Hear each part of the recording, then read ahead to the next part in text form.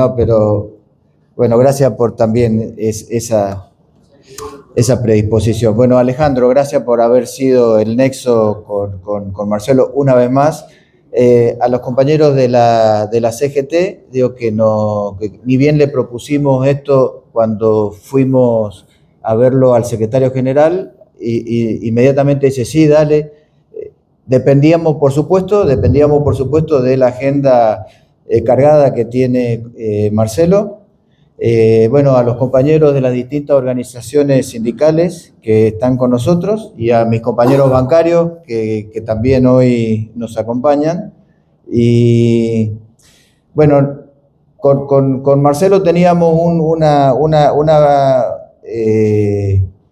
un viejo anhelo de que nos visitara nuestra seccional. Nosotros allá, previo a la pandemia, lo hablábamos hace un instante, intentamos proyectar el documental de Carlos Ruiz, de Un tropiezo de ternura, que da la cuenta de la labor pastoral de Angelelli en La Rioja, y lo habíamos programado para el 13 de marzo del 2020, 7 días antes de lo que después terminó siendo la pandemia, y después lo terminamos proyectando en el 2020, y bueno, y por cuestiones de agenda no pudo estar, lo fuimos a visitar al arzobispado, pero bueno, cumplimos con ese sueño también que teníamos de proyectar el documental de Angelelli, y Marcelo Colombo no necesita mucha más presentación. Es el arzobispo de Mendoza y además es presidente de la Conferencia Episcopal Argentina. Y cuando planificamos esta reunión, no sabíamos de algunos acontecimientos que después se suscitaron, y lo que sí quiero expresarles es que probablemente en representación de lo que significa la conferencia de obispos, en algún momento se pronunciarán o no, pero no es el momento de que Monseñor o Marcelo se pronuncie con los acontecimientos de público conocimiento. Y cuando uno, en todo caso, ve en la web de la conferencia episcopal, y hay una preocupación por los temas que le preocupan a los argentinos y las argentinas. Y solamente le digo los dos últimos por un tema cronológico. Un comunicado cuyo título es La persona con discapacidad no pueden esperar. Esto digo, lo vemos en la página web de la Conferencia Episcopal. Y la anterior es carta al personal médico y de apoyo del Hospital Garrahan. O sea que están preocupados por lo que hoy le preocupa a la sociedad y a los argentinos y a las argentinas. Esto tiene un origen que lamentablemente se comienza a gestarse a partir del fallecimiento del Papa Francisco. 21 de abril nos deja Francisco, y cualquier reunión que de trabajadores y trabajadoras se trate, y Francisco siempre nos deja un legado, inclusive aquellos que hemos leído alguito, digo, ¿no? Siempre encontramos algo para rescatar y un mensaje dirigido a los trabajadores y a las trabajadoras. Francisco es el mismo que nos habla de que el trabajo es sagrado, es el mismo que nos dice que el trabajo es con derecho o es esclavo. Y descubrí esto relativamente poco cuando él dice qué linda palabra es sindicato, porque él la abre y dice sindicato es sin, que es junto, y dicein, que es hacer justicia. O sea, fíjense lo importante que es la palabra que representamos en todo caso los sindicatos. Bueno, la partida de Francisco hace que 21 del 4, porque hay un correlamiento de fechas, ¿no? empieza todo el proceso de elección del nuevo Papa y el 8 de mayo se elige, perdón, por ahí algunas palabras que recién lo hablábamos con Victoria, hay alguna palabra que no tenemos en la cotidianeidad.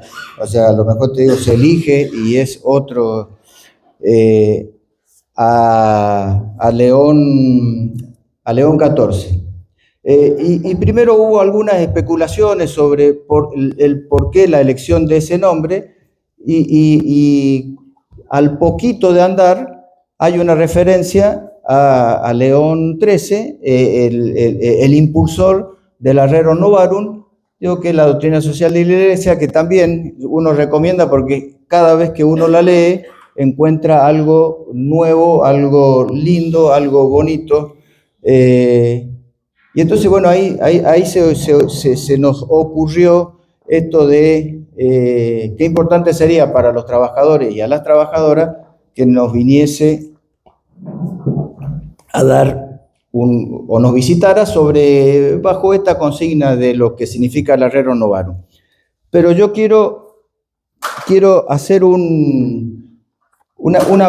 muy, pero muy breve reseña y contextualizar en los tiempos en que se redacta la Rerum Novarum. La Rerum Novarum todos sabemos que es del año 1891, pero había habido 4 o 5 años antes lo que nosotros hoy conocemos como el 1 de mayo. Por ahí el 1 de mayo es mucho más que un día no laborable. Es un día que se conmemora la lucha y los mártires de Chicago. Los mártires de Chicago fueron compañeros y compañeras que peleaban por las 8 horas de laburo, cuando había una jornada laboral en aquel entonces de 18. Y bueno, ya la historia más o menos todos la sabemos. Hubo un atentado, se culpa a 8 trabajadores, 5 de ellos fueron condenados a muerte, uno se suicida antes de que se concrete se lleve adelante la pena, y 3 trabajadores fueron condenados a trabajo forzoso o forzado de por vida.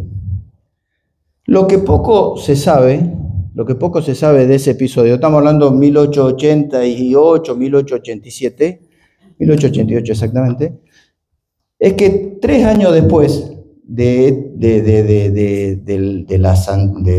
la pena que se le aplicó y que costó la vida de 5 trabajadores y 3 fueron condenados a trabajo forzado, es que el gobernador de Illinois, el estado en donde está Chicago, los indulta. O sea, no podía indultar a los fallecidos, lamentablemente, pero indulta a estos 3 trabajadores. Y entre los considerandos de su instrumento para indultarlos, dicen, textual, que los ejecutados habían sido víctimas de un complot de empresarios, de tribunales y de policías. Así se conforma lo que nosotros llamamos los mártires de Chicago. 2 o 3 años después aparece la Rerum Novarum, que emerge ante la revolución industrial que se estaba gestando por esos años. Y viene a poner, entre otras cosas, no crean que es todo esto, ¿no? Viene a poner en la mesa de la discusión la dignidad del trabajador, los derechos a la propiedad privada del laburante, los rechazos al socialismo y al liberalismo, que eran los 2 modelos en pugna que estaban en aquel entonces, el rol del Estado que debe intervenir, la importancia de los sindicatos y la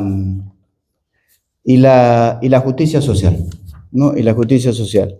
Y uno, a ver, hay uno que tengo remarcadito, Marcelo.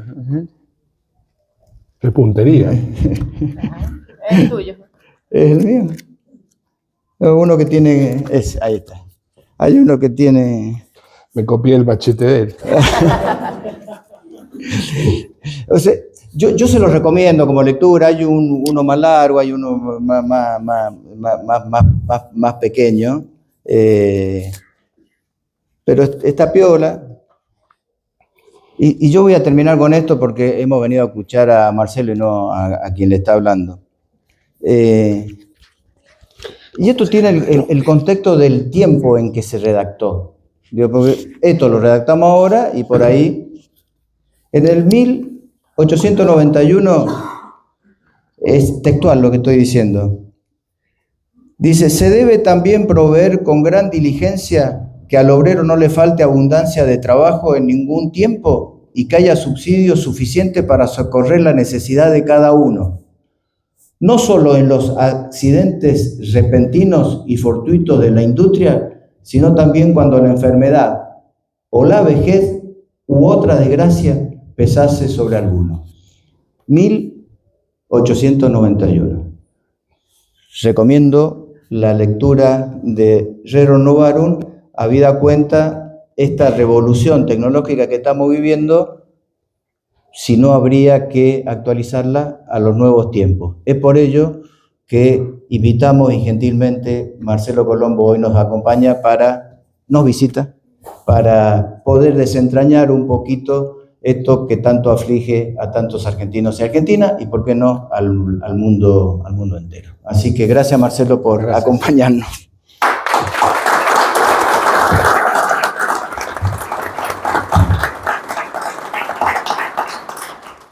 Si uno quisiera resumir brevemente las circunstancias, decimos que el Papa León nos dio una buena excusa para reflexionar sobre la doctrina social de la Iglesia y su vigencia.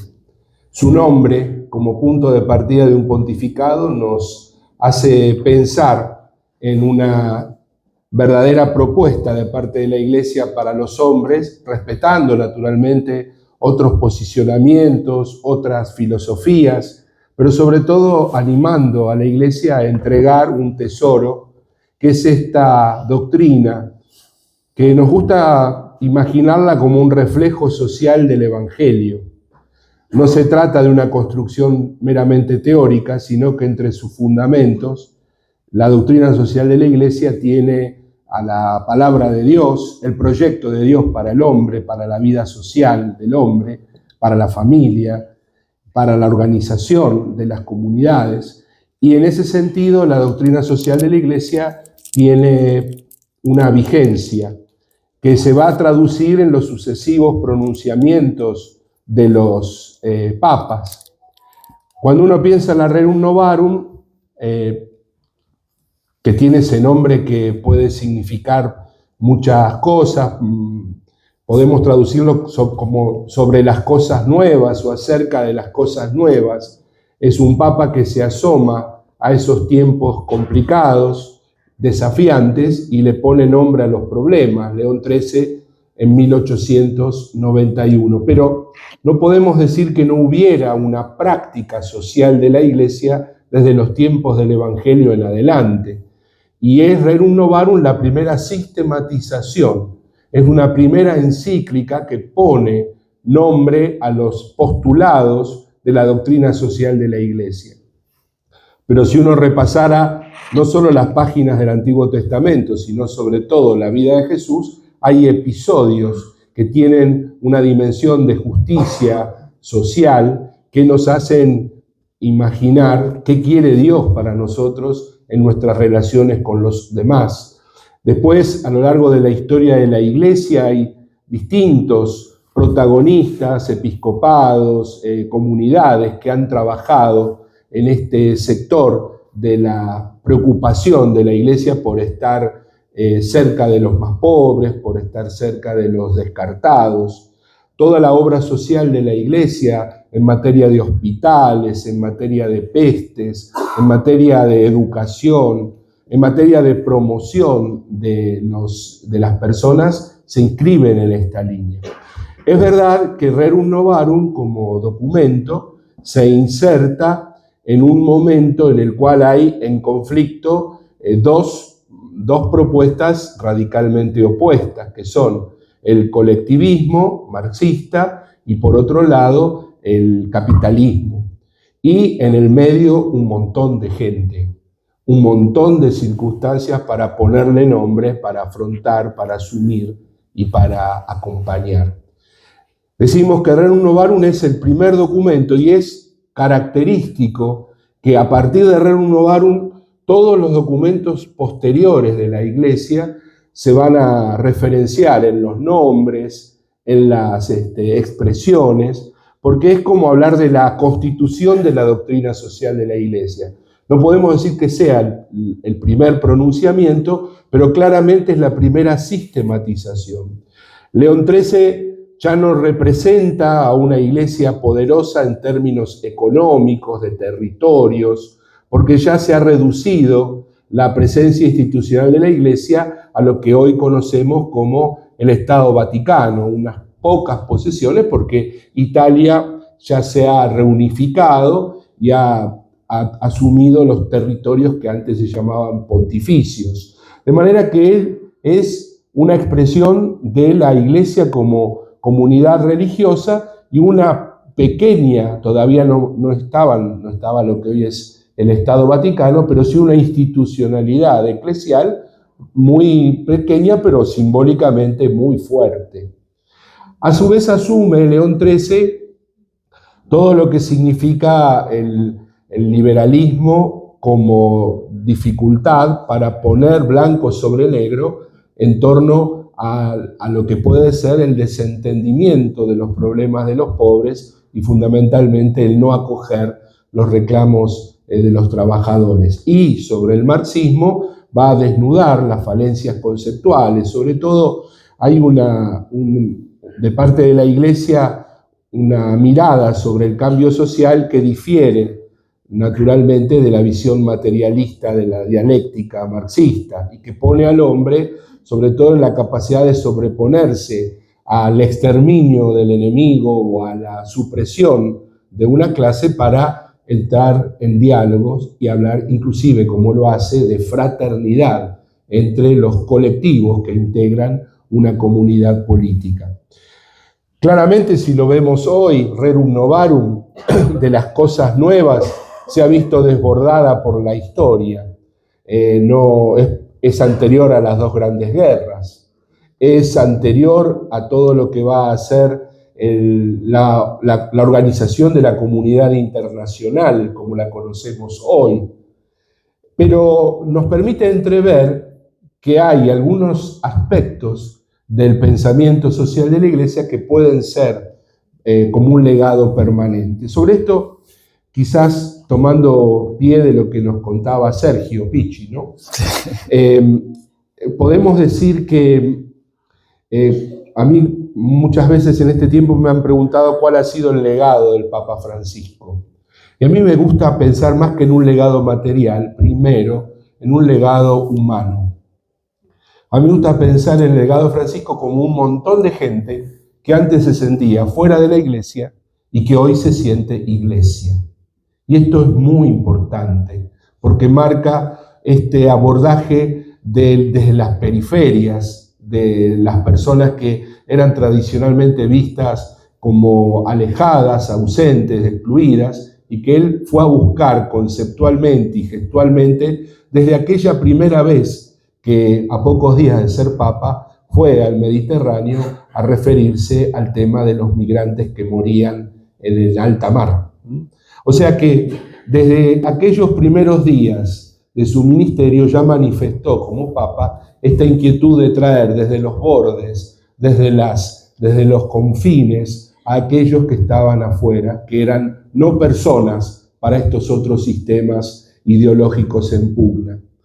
Así que entonces, como el legado de Francisco son personas, pienso que el legado de la doctrina social de la Iglesia debe ser medido en lo que significa apostar a un cuidado de la persona, a un cuidado del hombre, a un cuidado de la vida social, como un testimonio permanente de la preocupación humanista que Cristo nos dejó. El Sermón de la Montaña desafía las prioridades de los poderosos. El Sermón de la Montaña pone en crisis la regla de los exitosos para hacernos mirar, en todo caso, a la profundidad de los problemas humanos y el compromiso de las personas con el bien y con la dignidad de los demás. De manera que el legado de la doctrina social de la Iglesia, que en algún sentido habilita Rerum Novarum como sistematización, nos ayuda a buscar siempre en el pensamiento de la Iglesia anclas, referencias, brújulas para una vida social donde todos seamos importantes. ¿Por qué León XIII eligió este punto de partida? Evidentemente había detrás de un largo conflicto de la historia sucesivos maltratos a trabajadores y a sectores sociales desprotegidos. Y desde el lugar del pastor no podía ya tolerarse un statu quo que se desentendiera de esas verdaderas mareas humanas que quedaban como víctimas de la revolución industrial. León XIV elige ese nombre y nos propone una mirada actualizada de los nuevos desafíos de la Iglesia. Y él habla en su diríamos, explicación acerca del nombre que ha elegido, primero su admiración por el punto de partida de León XIII frente a la revolución industrial, pero también su deseo de asumir los desafíos que hoy trae aparejado todo este mundo o este universo de lo digital. Y al respecto, más allá de Rerum Novarum y de la propuesta que nos dio motivo para juntarnos, bendito motivo, me gustaría decirles que hoy la Iglesia pone en primer lugar el tema de la inteligencia artificial y el impacto de lo digital, no por un vedetismo, por un esnobismo, porque queda bien, porque es lo que todo el mundo habla, sino porque somos conscientes del impacto que tiene sobre la vida social este universo digital. Fíjense, en el reciente sínodo de los obispos, que duró 2 años en su realización, y me tocó el honor de participar representando a la Argentina, el tema de lo digital se asumió como uno de los contenidos conceptuales más importantes de la misión de la Iglesia. Y a la manera que pueden ser las misiones en países de extrema pobreza o en lugares de primer anuncio evangélico, también se ha ubicado lo que se llama el continente digital como un espacio de referencia permanente que inquieta a la Iglesia para evangelizarlo, para estar presente, para no desentenderse, porque allí se están jugando cosas muy importantes. Benedicto XVI hablaba precisamente del continente digital para instalar por primera vez este desafío entre los desafíos pastorales de la Iglesia. Y el Papa Francisco se refirió en Europa el año pasado, o el anteaño, reunido con los principales presidentes de Europa, allí en Roma, precisamente se refirió a la inteligencia artificial como un punto de especial atención para la misión de la Iglesia. Lo volvió a recalcar a principios de este año, en la Jornada Mundial de la Paz, poniendo el tema de la inteligencia artificial como una cuestión de eminencia en el tratamiento para no desentendernos y no desatender lo que ellos implican.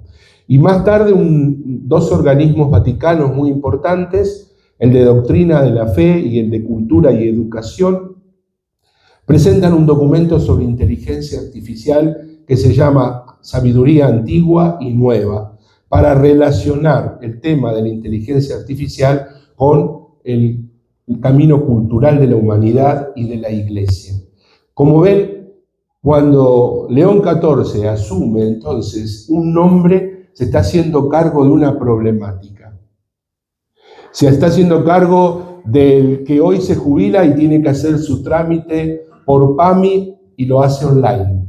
Se hace cargo de los que buscan una información relativa a un determinado emprendimiento o actividad y compran información errada o errónea que algún sector interesado tira en Wikipedia o en algunos portales. Se hace cargo de la cantidad de cosas que durante el día nosotros hacemos y que tiene relación con la utilización de la inteligencia artificial.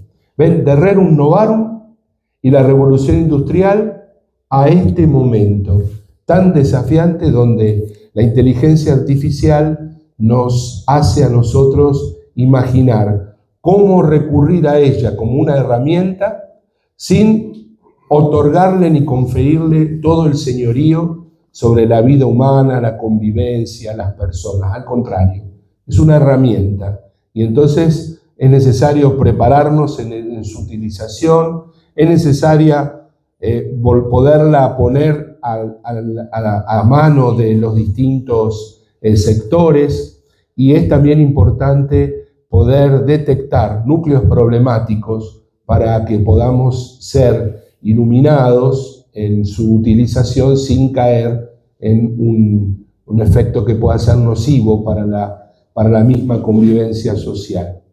La semana que viene en Buenos Aires, en SADOP, voy a presentar junto a un grupo de panelistas una reedición de la encíclica Laudato Si del Papa Francisco.